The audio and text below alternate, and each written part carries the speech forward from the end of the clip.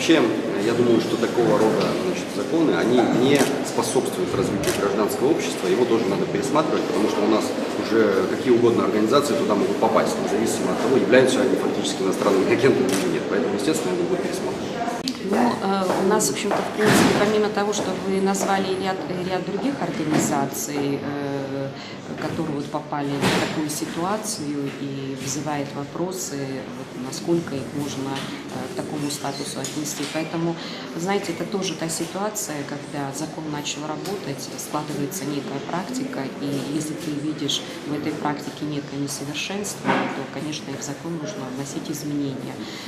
Я сейчас вот не готова говорить о деталях, да, потому что, занимаясь своей работой, мне конкретно нормами этого закона не приходилось сталкиваться, да, с тем, чтобы я достаточно профессионально могла это прокомментировать. Я просто знаю, что вот такие факты были. У меня они тоже вызывают вопросы, которые нужно посмотреть, и, конечно, такого не точно.